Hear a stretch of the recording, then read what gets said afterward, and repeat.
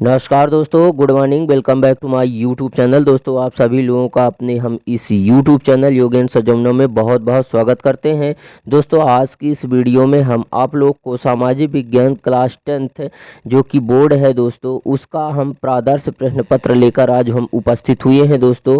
ठीक है, और यह प्रश्न पत्र दोस्तों 75 अंकों का होगा और इसको सॉल्व करने के लिए 3 घंटे का समय भी है दोस्तों। ठीक है दोस्तों, यह एक तरह से कह सकते हैं कि आपका जो बोर्ड एग्ज़ाम होगा दोस्तों, उसी का सामाजिक विज्ञान का जो बोर्ड एग्ज़ाम होगा दोस्तों, उसी का जो है तो यह एक तरह से नमूना प्रश्न पत्र है दोस्तों, एक मॉडल पेपर है दोस्तों उसका। ठीक है, मतलब इसी तरीका का पेपर आपको बोर्ड एग्ज़ाम में भी देखने को मिलेगा दोस्तों। ठीक है, इसमें कुछ आवश्यक निर्देश दिए गए हैं दोस्तों। ठीक है, इसको जो है तो पढ़ लीजिएगा। इसी तरीके का निर्देश आपको जो है तो बोर्ड एग्जाम के पेपर में भी देखने को मिलेंगे दोस्तों।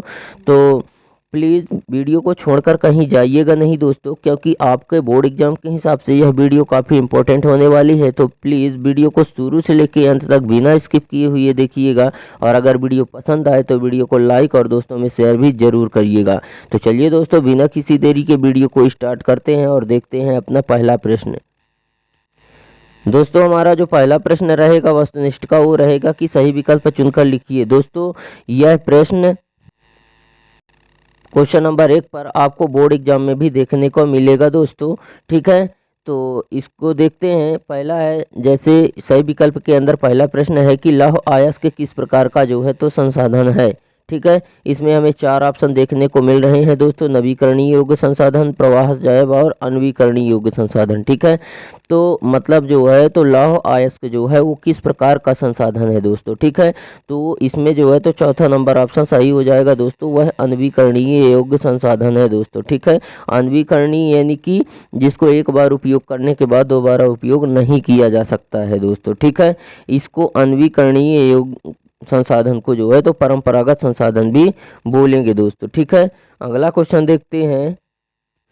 हमारा दूसरा प्रश्न है दोस्तों वस्तुनिष्ठ का सही विकल्प में कि पंजाब में भूमि निम्नीकरण का मुख्य कारण क्या था। भूमि का निम्नीकरण हुआ है, उसका प्रमुख कारण क्या है। दोस्तों, निम्नीकरण का मतलब होता है कि मतलब उस भूमि के टुकड़े पर काफ़ी बार जो है तो फसलें उगाने से क्या होता है कि उसकी जो उर्वरक शक्ति होती है दोस्तों वो ख़त्म हो जाती है। ठीक है, तो भूमि की उर्वरक शक्ति धीरे धीरे विभिन्न प्रकार के खाद्य, रासायनिक एवं गहरी जुताई का प्रयोग करने के कारण समाप्त हो जाती है। ठीक है, जिसे ही जो है तो भूमि का निम्नीकरण कहते हैं। मतलब भूमि की जो उपजाऊ शक्ति है वो ख़त्म हो जाए धीरे धीरे, उसी को भूमि का निम्नीकरण कहेंगे दोस्तों। ठीक है, तो इसके मुख्य जो है तो कारण कौन है। ठीक है, 4 ऑप्शन है: गहन खेती, अधिक सिंचाई, वनोन्मूलन, अति पशुचारण।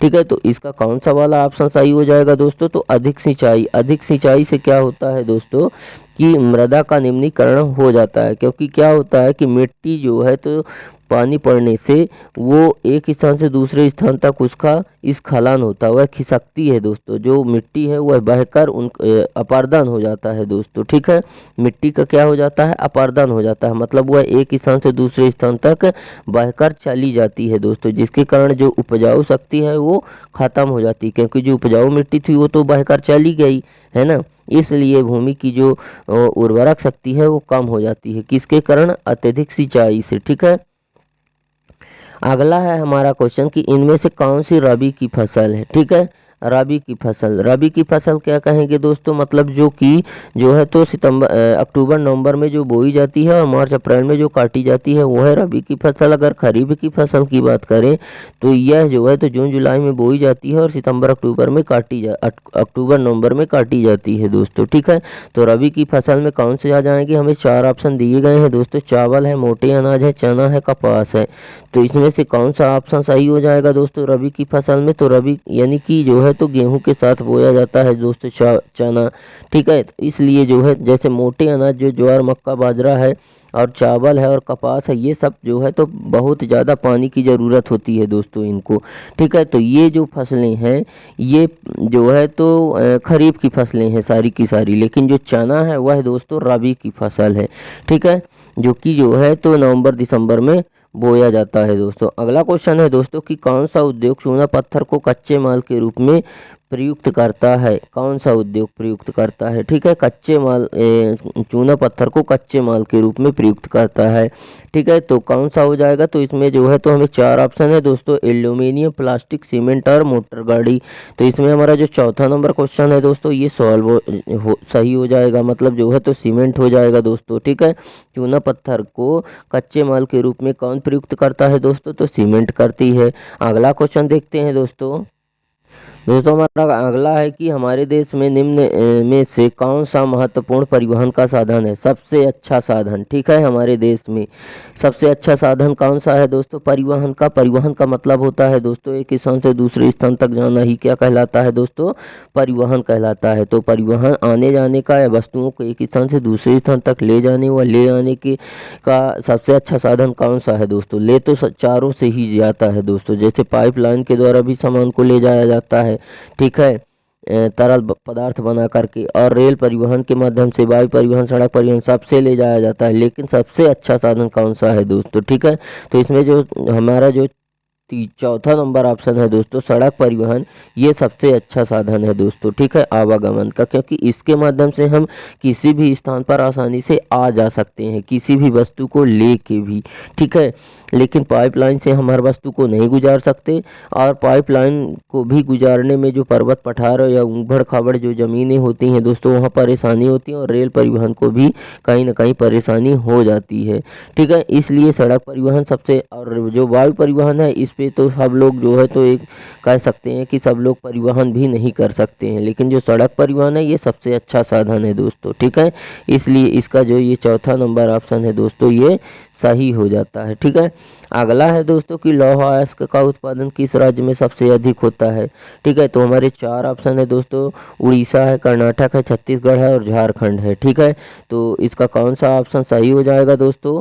तो इसमें जो है कर्नाटक है दोस्तों। ठीक है, दूसरा नंबर ऑप्शन सही हो जाएगा दोस्तों कर्नाटक, जो कि लौह अयस्क का उत्पादन में सबसे अधिक होता है दोस्तों यहाँ पे। ठीक है, अगला देखते हैं दोस्तों। हमारा अगला क्वेश्चन है जो वस्तुनिष्ठ का, वो है क्वेश्चन नंबर 2 की रिक्त स्थानों की पूर्ति कीजिए। ठीक है, यह इसी तरीके का क्वेश्चन दोस्तों आपको बोर्ड एग्जाम में भी दूसरे नंबर में मिलेगा, रिक्त स्थान। ठीक है, तो इसको देखते हैं। हमारा पहला क्वेश्चन है कि भारत में सिंहों का प्राकृतिक आवास स्थल गुजरात का जो है तो है, गुजरात का खालिस्तान है। ठीक है, क्या है? राष्ट्रीय उद्यान एवं वन्य प्राणी अभ्यारण्य है दोस्तों। कौन सा? राष्ट्रीय उद्यान एवं वन्य प्राणी अभ्यारण्य हो जाएगा उसमें। ठीक है, अगला है नेपोलियन बोनापार्ट। ठीक है, नेपोलियन बोनापार्ट सन खालिस्तान के युद्ध में पराजित हुआ। कब पराजित हुआ था दोस्तों नेपोलियन बोनापार्ट? तो 18 जून 1815 को। कब हुआ था? 18 जून 1815 को हुआ था। ठीक है, कब? वाटरलू के युद्ध में हुआ था दोस्तों। किसमें? वाटरलू के युद्ध में पराजित हुआ था। करो या मरो का नारा गांधी जी ने दिया था, सबको पता होगा दोस्तों। ठीक है, गांधी जी ने दिया था। भारत में किसका शासन? भारत में शासन है किसका? लोकतंत्र। ठीक है, लोकतांत्रिक शासन है दोस्तों, यानी कि लोग जो है तो खुद अपना जो है तो लीडर चुनते हैं दोस्तों, नेता चुनते हैं। लोकतांत्रिक, लोकतांत्रिक का लोक का मतलब होता है जनता, और तंत्र का मतलब होता है समूह, यानी जनता का समूह स्वयं जो है तो अपने नेता का चुनाव करती है भारत में। ठीक है, इसीलिए भारत में कैसी शासन व्यवस्था है? तो लोकतांत्रिक शासन व्यवस्था है। अगला है रंगभेद नीति का विरोध करने वाले दक्षिण अफ्रीका के नेता कौन है दोस्तों? तो नेल्सन मंडेला है। कौन से हैं? नेल्सन मंडेला दोस्तों। रंग भेद का मतलब समझते हैं क्या होता है? रंग भेद का मतलब होता है काले गोरे, जो काला और गोरे का भेद है दोस्तों वही है रंग भेद। ठीक है, अगला है कि औद्योगिक क्रांति सर्वप्रथम जो है तो इंग्लैंड में हुई थी दोस्तों। कहाँ हुई थी? इंग्लैंड में हुई थी। अगला है कि नेपाल में विलक्षण जन आंदोलन कब हुआ था? विलक्षण जन आंदोलन 2006 में हुआ था दोस्तों। नेपाल में विलक्षण जन आंदोलन कब हुआ था दोस्तों? तो 2006 में हुआ था। अगला क्वेश्चन देखते हैं हमारा अगला जो वस्तुनिष्ठ क्वेश्चन है दोस्तों, उसका है एक शब्द या एक वाक्य में उत्तर दीजिए। ठीक है, इसमें हमारा पहला क्वेश्चन है कि नेपोलियन बोनापार्ट का संबंध किस देश से था दोस्तों, तो कहाँ से था, तो फ्रांस से था दोस्तों। नेपोलियन बोनापार्ट का जो संबंध है दोस्तों वो कहाँ से था, फ्रांस से था। अगला है IMF का पूरा नाम क्या है दोस्तों। ठीक है, तो इसका पूरा नाम है दोस्तों इंटरनेशनल मॉनेटरी फंड। क्या है दोस्तों, इंटरनेशनल मॉनेटरी फंड। ठीक है, इंटरनेशनल, ठीक है, मॉनेटरी फंड। ठीक है, एम का मतलब होता है मॉनेटरी और एफ का मतलब होता है फंड और आई का मतलब होता है इंटरनेशनल। इसको हिंदी में क्या बोलेंगे दोस्तों, तो अंतर्राष्ट्रीय मुद्रा कोष बोलेंगे दोस्तों। ठीक है, मार्टिन लूथर कौन था दोस्तों, तो मार्टिन लूथर अमेरिकी का एक पादरी आंदोलनकारी थे। कौन थे, पादरी आंदोलनकारी थे। ठीक है, अगला है कि प्रिंटिंग प्रेस सर्वप्रथम किस सदी में प्रिंटिंग प्रेस सर्वप्रथम किस सदी में भारत आया। ठीक है, तो किस सदी में प्रिंटिंग प्रेस भारत आया था दोस्तों, तो 1556 ईस्वी में आया था। कब आया था, 1556 ईस्वी में आया था दोस्तों। ठीक है, कहाँ पे, सेंट पॉल कॉलेज में। ठीक है, अगला है दोस्तों कि हीराकुंड बांध किस नदी पर बनाया गया था, तो हीराकुंड बांध जो था दोस्तों वो जो है तो महानदी पर बनाया गया था। कहाँ बनाया गया था दोस्तों, महानदी। हीराकुंड बांध कहाँ पे बनाया गया था दोस्तों, महानदी बांध पर बनाया गया था। और उपभोक्ता संरक्षण अधिनियम कब लागू किया गया था दोस्तों, तो उपभोक्ता संरक्षण अधिनियम जो है तो उपभोक्ता संरक्षण अधिनियम कब लागू किया गया था, तो दोस्तों 1986 में लागू किया गया था। कब, 1986 में। एक क्वेश्चन यहाँ पे और है दोस्तों, गुजरात का तट पर कौन सा बंदरगाह है दोस्तों, तो कंडला बंदरगाह है। कौन सा है, कंडला बंदरगाह, कंडला। ठीक है, कंडला बंदरगाह। अगला देखते हैं दोस्तों, अगला हमारा क्वेश्चन है दोस्तों सत्यासत्य का जो है तो चयन करना है दोस्तों। ठीक है, इसमें से है पहला हमारा क्वेश्चन है कि जो वनस्पति मूल रूप से भारतीय नहीं है उसे देशज वनस्पति कहते हैं। नहीं, रॉन्ग है भाई, देशज वनस्पति हम कैसे कहेंगे, देशज का यानी कि अपने देश का। ठीक है, तो भारतीय नहीं है जो, तो वो अपने देश का कैसे हो सकता है। ठीक है, इसलिए गलत है। श्रीलंका में सिंहली भाषा को राजभाषा घोषित किया गया है। ठीक है, तो ये बात सही है, जो है तो जो सिंघली है उसे जो है तो राजभाषा घोषित किया गया है।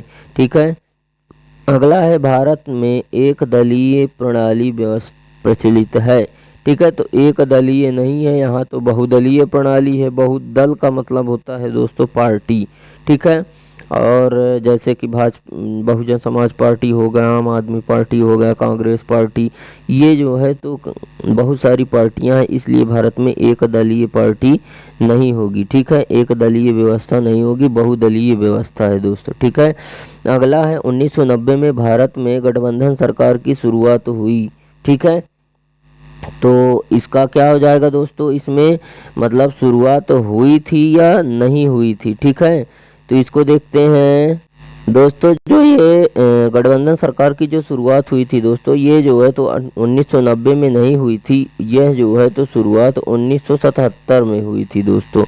ठीक है, वो भी जनता पार्टी की सरकार, भारतीय जनता पार्टी की सरकार द्वारा की गई थी। ठीक है, अगला है ईसाई धर्म की शाखाएं कैथोलिक और प्रोटेस्टेंट दो भागों में बटी हुई थी। ठीक है, हाँ ये सही है, ये बटी हुई थी।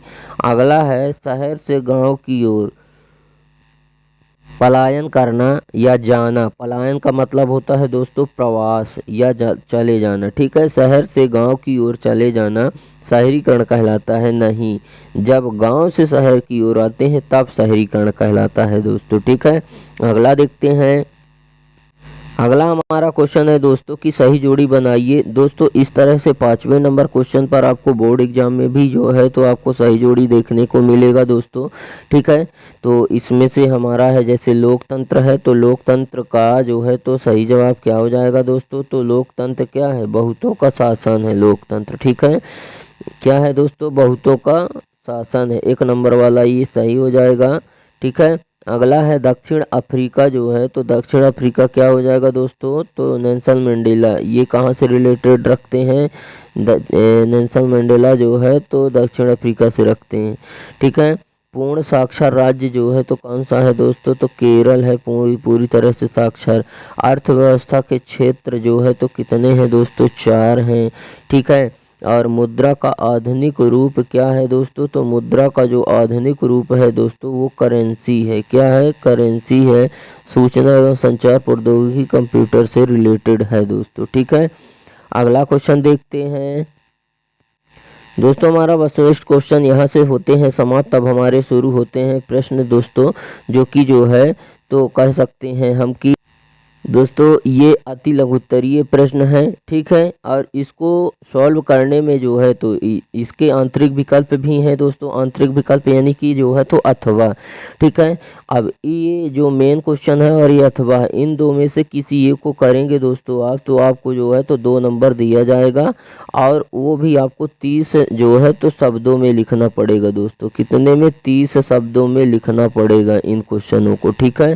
शायद ये क्वेश्चन आपको जो है तो 6 से लेकर 19 तक होंगे दोस्तों, ठीक है, जो कि 2 नंबर के होंगे और 30 शब्दों में उन्हें लिखना पड़ेगा दोस्तों, ठीक है। तो इसमें हम देखते हैं दोस्तों कि संसाधन किसे कहते हैं। तो दोस्तों संसाधन जो है तो कोई एक वस्तु है, ठीक है, जो उपयोगी और मूल्यवान है, ठीक है। और जिसको उपयोगी और मूल्यवान जो है तो मानव ने बनाया है, ठीक है। तो इस तरह से मानव भी एक संसाधन है।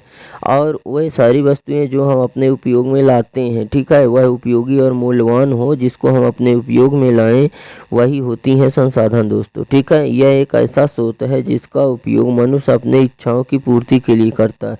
क्योंकि वस्तु प्राकृतिक में हो सकता है, हमेशा से मौजूद रही हो, लेकिन वह संसाधन नहीं कहलाती। कब तक, जब तक मनुष्य उसे उपयोगी और मूल्यवान नहीं बना देता है दोस्तों, ठीक है। अगला क्वेश्चन है दोस्तों 6 का जो अथवा है कि भारत में पाई जाने वाली 2 मिट्टियों के नाम बताने हैं दोस्तों, ठीक है। कौन कौन सी हैं, तो जैसे जलोढ़ मिट्टी है, लाल मिट्टी है, काली मिट्टी है, लैटराइट मिट्टी है। इनमें से 2 मिट्टियों का आप नाम बता देना है, ठीक है। तो वो हो जाएगी जो है तो भारत में पाई जाने वाली 2 मिट्टियाँ, ठीक है। अगला है दोस्तों कि आरक्षित वन किसे कहते हैं। आरक्षित वन, जिसको सरकार ने जो है तो आरक्षण दे रखा है और वहाँ पर जो है तो सभी आम लोगों को आना जाना प्रतिबंधित कर दिया है। मतलब वहाँ के न पेड़ पौधों को, न वहाँ की जो है तो जलाऊ लकड़ियों को, न घास को, किसी का भी उपयोग वहाँ की जनता नहीं कर सकती बिना सरकार की इजाज़त, ठीक है। वह होता है आरक्षित वन, ठीक है। आरक्षित वन अथवा अर्थात हम यह कह सकते हैं कि उन वनों से है जिनको कुछ सीमा तक संरक्षित करने का लक्ष्य निर्धारित किया गया है सरकार के द्वारा। और इस शब्द का सबसे पहला उपयोग भारतीय वन अधिनियम जो में हुआ था, ठीक है। और भारत का जो है तो पहला आरक्षित वन सतपुड़ा राष्ट्रीय उद्यान था दोस्तों, ठीक है। अगला है जैव विविधता क्या है, ठीक है। तो जैव विविधता यानी कि जैव यानी जीव और विविधता यानी अलग अलग, यानी जीवों में अलगाव, जीवों में जो है तो विभिन्नता, ठीक है। जीवों में जो है तो बहुत सारी चीज़ें हम अलग अलग उनमें अंतर देखते हैं, वही है दोस्तों जैव विविधता, ठीक है। यह पृथ्वी पर पाए जाने वाले विभिन्न प्रकार के जीवधारियों की परिवर्तनशीलता, एक ही प्रजाति तथा विभिन्न प्रजातियों में परिवर्तनशीलता तथा विभिन्न परितंत्रों में विविधता से संबंधित है। जैव विविधता संजीव संपदा है, यह विकास के लाखों वर्षों के इतिहास का परिणाम है दोस्तों, ठीक है।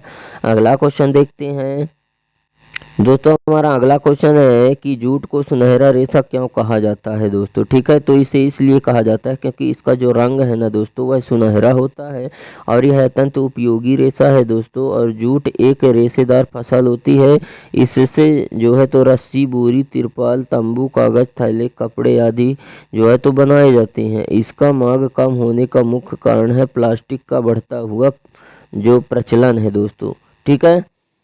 उसके बाद हमारा अगला क्वेश्चन है दोस्तों कि खरीफ की फसलों के नाम बताना है। तो खरीफ की फसल वही जो है तो हो जाएंगे जैसे कि चावल हो गया, कपास हो गया, है ना, और मोटे अनाज हो गए। ये सब खरीफ की फसलें हैं दोस्तों, जो कि कहाँ कब बोई जाती हैं। तो खरीफ की फसलें की अगर बात करें तो यह जो है तो जून जुलाई में बोई जाती हैं और अक्टूबर नवंबर में काटी जाती हैं दोस्तों, ठीक है।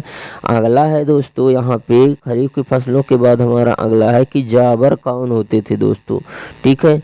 जाबर कोई पुराना और विश्वस्त कर्मचारी होता है दोस्तों किसी भी संस्था का, जिसे जो है तो कंपनी मालिक यह काम सौंप देता है कि शहर में जमने के लिए मदद करता है और मुसीबत में पैसे से भी उसका मदद करता है। और उन्हें यह कहता है कि तुम जो है तो अगर वर्करों की कमी है हमारे कारखाने में या संस्था में तो तुम भर्ती कर सकते हो। तो वह जो है तो गांव से लोगों को बुला लेता था और अपने यहाँ जो है तो मालिक के द्वारा दिए गए निर्देशों के आधार पर काम करवाता था दोस्तों। तो वही जावर कहलाते हैं। ठीक है, अगला हमारा क्वेश्चन है दोस्तों कि औद्योगिक क्रांति से क्या आशय है। दोस्तों इस क्रांति की शुरुआत सर्वप्रथम इंग्लैंड से हुई थी।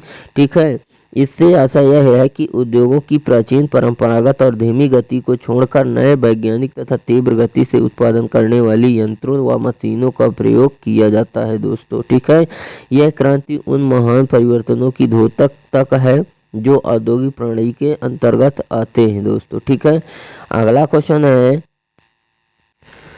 गुटेनबर्ग कौन था। ठीक है, एक जर्मन सुनार तथा अन्वेषक था जिसने यूरोप में चल प्रकार की मुद्रण तकनीकी की खोज की थी।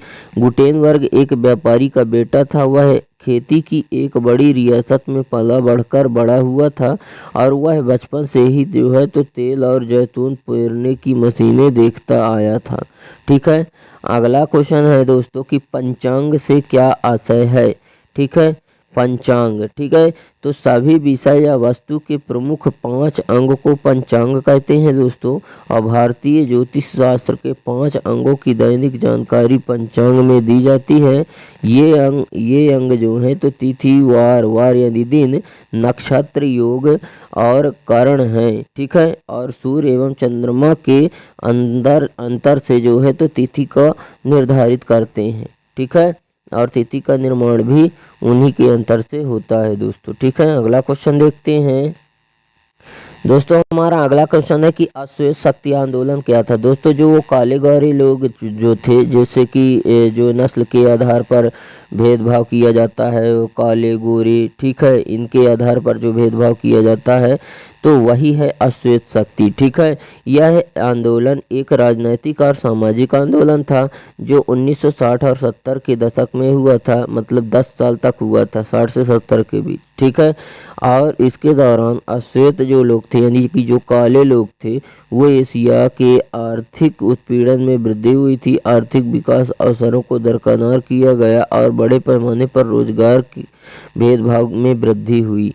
ठीक है, अगला क्वेश्चन देखते हैं दोस्तों कि एफ्रो अमेरिकी से क्या आशय है। एफ्रो, ठीक है, एफ्रो अमेरिकी से क्या आशय है। ठीक है, एफ्रो अमेरिकी उन्हें कहा जाता है जिन्हें काले अमेरिकी अथवा अफ्रीकी के मूल निवासी के रूप में भी जाना जाता है। ठीक है, संयुक्त राज्य अमेरिका के वे नागरिक हैं जिनकी पूर्ण अथवा आंशिक वंशावली उप सहारा अफ्रीका मूल की रही है, जिनमें जो है तो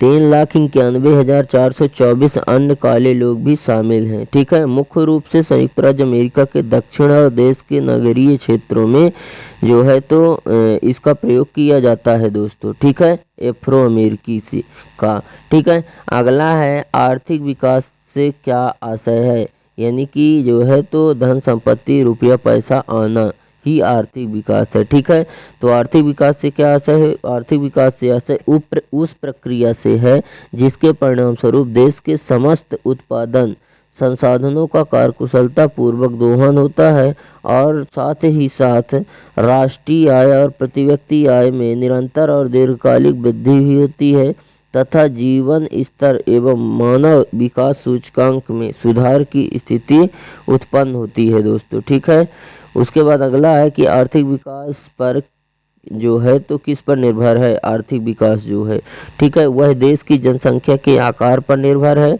ठीक है, अगर जनसंख्या का आकार ज़्यादा होगा तो ज़्यादा उसका आर्थिक विकास, कम होगा तो कम आर्थिक विकास होगा। ठीक है, तो वह जनसंख्या के जो है तो आकार पर, देश की जनसंख्या के आकार पर निर्भर है। दूसरा चीज़ जो है तो वैश्विक स्तर पर अन्य लोगों से सहयोग और देश द्वारा अपनाई गई आर्थिक प्रतिक्रियाएँ जो प्राथमिकताएँ जो है तो शामिल हैं दोस्तों। ठीक है, आर्थिक विकास के अंतर्गत। अगला है वस्तु विनिमय प्रणाली क्या है दोस्तों। तो विनिमय का मतलब होता है दोस्तों वस्तुओं और सेवाओं का जो आदान प्रदान होता है दोस्तों, उसी को विनिमय कहते हैं। ठीक है, और विनिमय का प्रमुख माध्यम है दोस्तों मुद्रा। अगर मुद्रा नहीं रहेगी हमारे पास तो हम वस्तुओं का जो विनिमय है दोस्तों वो नहीं कर सकते हैं, वस्तुओं का लेन देन नहीं कर सकते हैं दोस्तों। अर्थात इस प्रणाली में वस्तुओं के बदले वस्तुएं ही खरीदी जाती हैं। उदाहरण जैसे गेहूं के बदले कपड़ा प्राप्त करना, किसी अध्यापक को उसकी सेवाओं का भुगतान अनाज के रूप में किया जाना आदि। ठीक है, उसके बाद जो है तो अगला क्वेश्चन देखते हैं दोस्तों। हमारा क्वेश्चन नंबर 13 का जो अथवा है वो है कि स्व सहायता समूह में निर्णय कौन करता है। ठीक है, तो दोस्तों स्व सहायता समूह में जो निर्णय है दोस्तों वह है इसके जो अधिकांश निर्णय है दोस्तों वह इसके सदस्यों के द्वारा लिए जाते हैं। ठीक है, इसे सामाजिक आर्थिक पृष्ठभूमि वाले लोगों स्व सहायता समूह सहकर्मी नियंत्रित सूचना समूह के रूप में परिभाषित किया जा सकता है। सामूहिक रूप से एक समान उद्देश्य को पूरा करने की जो इच्छा रखते हैं। एक एसएचजी के बचत और ऋण गतिविधियों के संबंध में अधिकांश निर्णय इसके सदस्यों के द्वारा लिए जाते हैं। ठीक है, अगला है वैश्वीकरण। वैश्वीकरण का मतलब होता है दोस्तों विश्व के विकास से उसके बढ़ जाने से है। जैसे कि मान लेते हैं कि कोई भी व्यक्ति जो है तो विदेश चाहे तो वह व्यापार करने के लिए उद्देश्य से जाए या तो वहाँ नौकरी करने के या घूमने के उद्देश्य से जाए, तो आने जाने से क्या होता है कि उसका जो दूसरा देश है जहाँ पे वो जाता है व्यापार करने, वो देश और अपने देश में उसको कोई अंतर नहीं समझ में आता है। ठीक है, इसीलिए उसको जो है तो हम वैश्वीकरण बोल देंगे दोस्तों। ठीक है, क्योंकि डेली आने जाने से जो वो विदेश वाला जो देश है वो अपना देश जैसे लगने लगता है दोस्तों। ठीक है, तो यही होता है। और आने जाने से किसी न किसी काम के लिए हम वहाँ पे आ जा रहे हैं। ठीक है, तो कहीं ना कहीं अगर हम व्यापार वहाँ कर रहे हैं तो व्यापार कर रहे हैं तो एक तरह से जो है तो वहाँ के जो है तो देश का विकास ही है। तो किसी भी देश का या किसी भी व्यक्ति का विकास ही जो है तो दोस्तों वैश्वीकरण है। ठीक है, अगला है दोस्तों कि विदेशी व्यापार से क्या आशय है। विदेशी व्यापार क्या है दोस्तों। विदेशी व्यापार की अगर हम बात करें तो एक देश से दूसरे देश में जब व्यापार किया जाता है दोस्तों तो उसी को विदेशी व्यापार कहते हैं। ठीक है, अगला क्वेश्चन है कि उपभोक्ता शोषण से बचने के दो उपाय कौन कौन से हैं दोस्तों। ठीक है, उपभोक्ता शोषण से बचने के दो उपाय हैं। पहला है जैसे कि उपभोक्ता को हमेशा मानवीकृत वस्तुएं ही खरीदना चाहिए। कैसी वस्तुएं? मानवीकृत वस्तुएं। ठीक है, ISI एगमार्क एवं हॉलमार्क वाले चिन्हों की वस्तुएं मानकीकृत होती हैं। इनको देखने के बाद ही वस्तुएं खरीदनी चाहिए दोस्तों। और कैश मेमो या रसीद प्राप्त करना, किसी वस्तु को खरीदने के साथ ही उसका कैश मेमो लेना भी बहुत आवश्यक होता है दोस्तों। ठीक है, तभी हम उपभोक्ता शोषण से बच सकते हैं दोस्तों। ठीक है, अगला क्वेश्चन देखते हैं दोस्तों। हमारा जो क्वेश्चन नंबर 15 था उसका जो अथवा है दोस्तों कि सूचना के अधिकार से क्या आशय है। सूचना का अधिकार। ठीक है, तो मुख्य रूप से भ्रष्टाचार के खिलाफ 2005 में एक अधिनियम लागू किया गया था दोस्तों, जिसे सूचना का अधिकार यानी कि RTI कहा गया। ठीक है, इसके अंतर्गत कोई भी नागरिक किसी भी सरकारी विभाग से कोई भी जानकारी ले सकता है। बस शर्त यह है कि RTI के तहत पूछी जाने वाली जानकारियां तथ्य पर आधारित होनी चाहिए। यानी हम किसी सरकार विभाग से उसके विचार नहीं पूछ सकते। ठीक है, अगला क्वेश्चन देखते हैं कि लौह एवं अलौह धातुओं में अंतर। लौह एवं अलौह धातुओं में अंतर है दोस्तों, तो इसका आंसर हो जाएगा कि जैसे लौह धातु में महत्वपूर्ण मात्रा में लोहा होता है, जबकि जो अलौह धातु होती है दोस्तों उसमें लोहा की मात्रा नहीं पाई जाती। दोनों धातु प्रकारों में गुण और विशेषताएं होती हैं जो कि उन्हें वांछनीय बनाती हैं। निर्माता लौह धातुओं को उनके स्थायित्व और मजबूती के लिए महत्व देता है। उन्हें निर्माण उद्योग में उपयोग के लिए आदर्श सामग्री भी बना देता है दोस्तों। ठीक है, अगला है क्वेश्चन दोस्तों कि औद्योगिक प्रदूषण किसे कहते हैं। ठीक है, एक क्वेश्चन ये है दोस्तों धात्विक और अधात्विक खनिज में अंतर क्या है। ठीक है, तो मतलब धात्विक खनिज वे खनिज होते हैं दोस्तों जो धातुओं को उत्पादित करते हैं, जैसे कि iron, copper, gold, silver, nickel, tin, zinc, लोहा आदि। इन खनिजों में धातु रहित तो इन खनिज में धातु नहीं होती है और ये जो है तो विशेषता धातु उत्पादन के लिए प्रयोग किए जाते हैं। ठीक है, और अधात्विक खनिज क्या होते हैं दोस्तों, अधात्विक खनिज वे खनिज जो धातु नहीं होती है, ठीक है। धात्विक खनिज में धातुएं होती हैं जो कि खनिजों में धातु धारित होते हैं, जबकि जो अधात्विक खनिज है उसमें धातु नहीं होती है दोस्तों, ठीक है। जैसा कि कोयला, लाइमस्टोन यानी कि पत्थर, अम्बर, जस्ता, ग्लास, सल्फर, ठीक है। इनमें जो है तो क्या है, इनमें जो है तो क्या नहीं होती, धातु नहीं होती है दोस्तों, ठीक है। जबकि अगर धात्विक खनिज की बात करें तो उसमें धातु होती है, जैसे कि आयरन हो गया, कॉपर हो गया, निकेल हो गया, उनमें धातु होती है दोस्तों। अगला क्वेश्चन है दोस्तों कि औद्योगिक प्रदूषण जो है तो किसे कहते हैं। औद्योगिक प्रदूषण बड़े बड़े उद्योग कारखानों के द्वारा छोड़े गया जो प्रदूषण है दोस्तों, उसी से जो है तो उसी को औद्योगिक प्रदूषण कहते हैं, ठीक है। जिसे सीधे तौर पर उद्योग से जोड़ा जा सकता है। प्रदूषण का यह रूप दुनिया भर में प्रदूषण के प्रमुख कारणों में से एक है। औद्योगिक प्रदूषण के कई रूप हैं। औद्योगिक प्रदूषण हवा की गुणवत्ता पर भी असर डाल सकता है और यह मिट्टी में प्रवेश कर सकता है, जिससे व्यापक पर्यावरणीय समस्याएं पैदा हो सकती हैं, ठीक है। अगला क्वेश्चन देखते हैं दोस्तों। अगला क्वेश्चन है दोस्तों कि राष्ट्रीय अर्थव्यवस्था में उद्योगों का क्या महत्व है, ठीक है।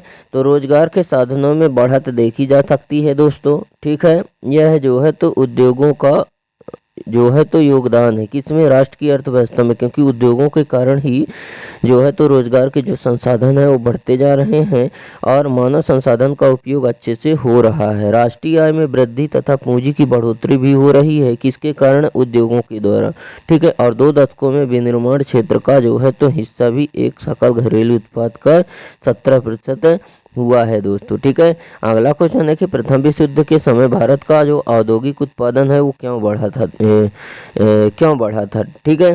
तो प्रथम विश्व युद्ध में ब्रिटेन में औपनिवेशिक बाजारों में ब्रिटिश का माल निर्यात जो था वो बंद कर दिया गया था, ठीक है। जब प्रथम विश्व युद्ध चालू था उस समय दोस्तों जो ब्रिटेन का जो औपनिवेशिक बाजार में जो था तो ब्रिटेन का जो माल था उसका निर्यात बंद कर दिया गया था। मतलब ब्रिटेन से कोई भी वस्तु का उत्पादन जो होता था उसको निर्यात नहीं किया जाता था, उसको कहीं और नहीं भेजा जा रहा था दोस्तों, ठीक है, क्योंकि वो बंद कर दिया गया था। इसलिए क्योंकि उद्योग मांगों को पूरा नहीं कर पा रहे थे, ठीक है। जो ब्रिटेन के उद्योग कारखाने थे वो इतनी वस्तु उत्पादित ही नहीं कर पा रहे थे कि वो लोगों को पुजा सके, इसीलिए उन्हें बंद कर दिया गया था। परिणाम स्वरूप भारत में स्थानीय बाजार की मांगों को पूरा करने के लिए औद्योगिक उत्पादन बढ़ा और बड़े बड़े नए नए उद्योग कारखाने भी लगाए गए, ताकि जो मांग है दोस्तों वस्तुओं की मांगों को पूरा किया जा सके दोस्तों, ठीक है। अगला क्वेश्चन है दोस्तों कि ईस्ट इंडिया कंपनी ने भारत में बुनकरों पर निगरानी रखने के लिए गुमास्ता को क्यों नियुक्त किया था दोस्तों, ठीक है। तो बुनकरों पर निगरानी रखने के लिए गुमास्ता को क्यों नियुक्त किया था दोस्तों, तो उनको इसलिए नियुक्त किया था दोस्तों क्योंकि जो है तो वो जो है तो सेवक थे गुमास्ता, ठीक है, वेतन वाले सेवक थे, जिन्हें बुनकरों की देखरेख, आपूर्ति एकत्रित करने और कपड़े की गुणवत्ता की जांच करने के लिए ईस्ट इंडिया कंपनी द्वारा नियुक्त किया गया था दोस्तों। फारसी में जो है तो गुमास्ता शब्द का अर्थ होता है दोस्तों एक तरह से एजेंट, ठीक है, जो कि जो है तो उनको भर्ती करता है और उन्हें काम करवाता है, ठीक है, और उनकी जो है तो उन पर निगरानी रखता है दोस्तों, ठीक है। अगला हमारा क्वेश्चन है दोस्तों अगला क्वेश्चन है कि राष्ट्रीय राजनीतिक दल किसे कहते हैं, ठीक है।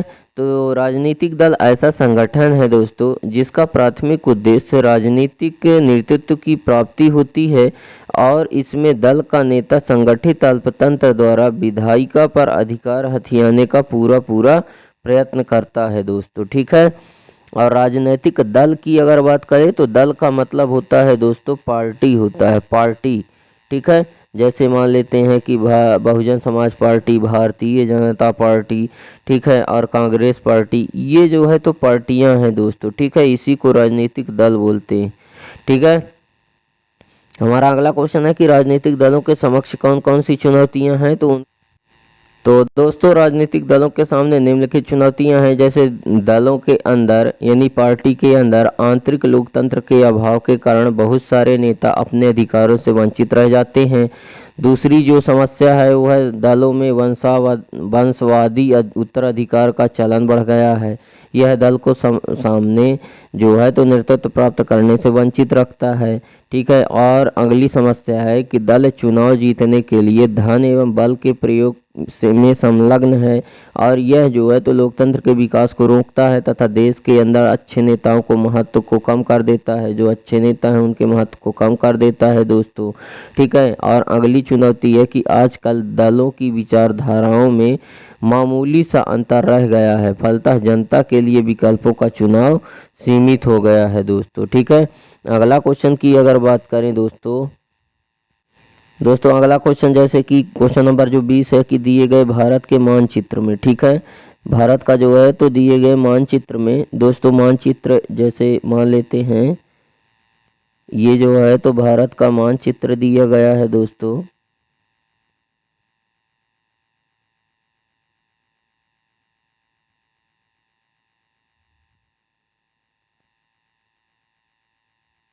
ये भारत का मानचित्र है दोस्तों। इसमें जो है तो आपको ये सारी चीज़ दर्शानी है, जैसे रानीगंज दर्शाना है, तारापुर, अंकलेश्वर और रावत भाटा, ये सारी चीज़ जो है तो आपको इसमें दर्शाना है दोस्तों। ठीक है। यहाँ भी अथवा में भी दिया हुआ है दोस्तों, बीजयपुर, अमरकंटक, मुंबई हाई और बोकारो, ये सारी चीज़ आपको दर्शाना है। ठीक है। तो अगर यहाँ पे हम दोस्तों यहाँ पे अगर हम अमरकंटक की बात करें तो अमरकंटक में दोस्तों यहाँ पे जो है तो मध्य प्रदेश है दोस्तों। ठीक है। ये मध्य प्रदेश है। मध्य प्रदेश में ही जो है तो अमरकंटक दोस्तों यहाँ पे है, ये अमरकंटक हो जाएगा दोस्तों। और अगर यहाँ पे हम एक और मुंबई हाई की बात करें दोस्तों तो मुंबई हाई आपको यहाँ पे मिल जाएगी दोस्तों। ठीक है। यहाँ पे जो है तो आपको मुंबई हाई है। ठीक है। अगला देखते हैं दोस्तों, अगर हम बीजयपुर की बात करें तो बीजयपुर आपको जो है तो यहाँ पे देखने को मिलेगा दोस्तों। ठीक है। ये बीजयपुर हो गया। ठीक है। ये अमरकंटक बताया था यहाँ पे। ठीक है। और यहाँ पे दोस्तों मुंबई हाई हमने बताया था। ठीक है। आगे देखते हैं तो दोस्तों अगर हम बोकारो की बात करें तो बोकारो आपको यहाँ पे देखने को मिलेगा दोस्तों। यहाँ पे आपको जो है तो बोकारो देखने को मिल जाएगा दोस्तों। बोकारो कहाँ पे रखा जाएगा? यहाँ पे। ठीक है। उसके बाद हमारा जो यहाँ से अगर हम बात करें रानीगंज, तारापुर, अंकलेश्वर और रावत भाटा, ठीक है, तो इनको देखते हैं दोस्तों। अगर हम रानीगंज की बात करें तो यहाँ पे एकदम मामूली सा हो जाएगा आपका जो है तो रानीगंज। ठीक है। रानीगंज। अगला देखते हैं दोस्तों, यहाँ पे आपको जो है तो तारापुर देखने को मिल जाएगा। कौन सा? तारापुर यहाँ पे होगा। ठीक है। यहाँ पे हो जाएगा तारापुर। ठीक है। तो इस प्रकार से दोस्तों आप इसको जो है तो अच्छे तरीके से सॉल्व कर लीजिएगा। ठीक है। अगले क्वेश्चन की ओर बढ़ते हैं दोस्तों। अगला क्वेश्चन है कि जलियांवाला बाग हत्याकांड की घटना को सविस्तार से बताना है दोस्तों। ठीक है। जो जलियांवाला बाग हत्याकांड था दोस्तों। ठीक है। तो दोस्तों 13 अप्रैल 1919 को यह एक दुखद घटना थी जब पंजाब के अमृतसर में स्वर्ण मंदिर से कुछ ही दूरी पर स्थित जलियांवाला बाग में निहत्थे मासूमों को कत्लेआम हुआ था। ठीक है। किसके द्वारा? अंग्रेज जनरल डायर और उनके जो है तो सहयोगी जो साथी थे दोस्तों, उनके जो सैनिक थे, उनके द्वारा जो है तो अंधाधुंध गोलियां चलाकर बहुत सारे निहत्थे लोगों को मार दिया गया था दोस्तों। ठीक है। उसके बाद अगला क्वेश्चन देखते हैं दोस्तों। अगला क्वेश्चन है सविनय अवज्ञा आंदोलन का वर्णन विस्तार से करिए। ठीक है। इसमें गांधी और उनके समर्थकों ने समुद्री जल से नमक बनाकर ब्रिटिश कानून को तोड़ा था। यही था जो है तो सविनय अवज्ञा आंदोलन दोस्तों। इस दौरान दांडी में हजारों लोगों ने उनका अनुसरण किया और बम्बई एवं कराची में के तटीय शहरों में भारतीय राष्ट्रवादियों ने नमक बनाने के नागरिकों का नेतृत्व किया और नमक कानून तोड़ने के इस कृत्य से सविनय अवज्ञा आंदोलन की शुरुआत हुई थी दोस्तों। ठीक है। ये क्वेश्चन आपके बोर्ड एग्जाम के हिसाब से इंपॉर्टेंट है दोस्तों, इसको अच्छे तरीके से जो है तो पढ़ लीजिएगा। अगला क्वेश्चन है कि लोकतंत्र को परिभाषित करते हुए लोकतंत्र की आर्थिक उपलब्धियों का जो है तो वर्णन करिए। ठीक है। लोकतंत्र का मतलब क्या होता है दोस्तों? तो लोक का मतलब होता है जनता और तंत्र का मतलब होता है जनता का समूह, यानी कि भारत यानी कि जो सरकार की एक प्रणाली है। यहाँ नागरिक सीधे सत्ता का प्रयोग करते हैं या एक शासी निकाय बनाने के लिए प्रतिनिधियों का चुनाव करते हैं। लोकतंत्र एक ऐसी प्रणाली के रूप में सामने आता है जहां सरकार नागरिकों के प्रति जवाबदेह होती है, ना कि नागरिक सरकार के प्रति। ठीक है, अगला है दोस्तों, नागरिकों की गरिमा एवं आज़ादी से क्या आशय है। ठीक है, नागरिकों की गरिमा एवं आज़ादी। ठीक है, इसकी अगर हम बात करें नागरिकों की गरिमा एवं आज़ादी की दोस्तों, तो यहाँ पे दोस्तों लोकतंत्र में नागरिकों की गरिमा और स्वतंत्रता के अध्ययन में लोगों की गरिमा और व्यक्तिगत स्वतंत्रता को बढ़ावा दिया गया है। ठीक है, इसमें लोकतंत्र का अर्थ है लोगों का द्वारा और लोगों के लिए, जिसका अर्थ है कि धर्म, जाति, पंथ और नस्ल और संप्रदाय की परवाह न करते हुए बिना सभी जो है तो नागरिक कानून के समक्ष समान हैं। ठीक है, आगे है वस्तुओं का मानकीकरण का जो है तो क्या अर्थ है। ठीक है, वस्तुओं का जो मानकीकरण है उसका जो है तो क्या अर्थ है दोस्तों। ठीक है, तो विभिन्न उत्पादों के मानकीकरण को, ठीक है, प्रतीक चिन्हों से प्रदर्शित कीजिए। ठीक है, जैसे कि वस्तुओं का मानकीकरण से तात्पर्य है कृषि उत्पाद की गुणवत्ता के आधार पर उसके लिए एक निश्चित मानक निर्धारित करने से है। तो इस प्रकार से दोस्तों उम्मीद करते हैं कि आपको हमारा यह वीडियो पसंद आया होगा। वीडियो अगर पसंद आया है तो वीडियो को लाइक करें, दोस्तों में शेयर करें। अगर आप हमारे चैनल पर नए हैं तो चैनल को फटाफट सब्सक्राइब करें एंड बेल आइकन भी प्रेस कर दें ताकि हमारी नई नई वीडियो की नोटिफिकेशन आपको सबसे पहले मिले। तो दोस्तों आज के लिए बस इतना ही, मिलते हैं आप सभी लोगों से नेक्स्ट वीडियो में नेक्स्ट टॉपिक के साथ। तब तक के लिए जय हिंद, वंदे मातरम।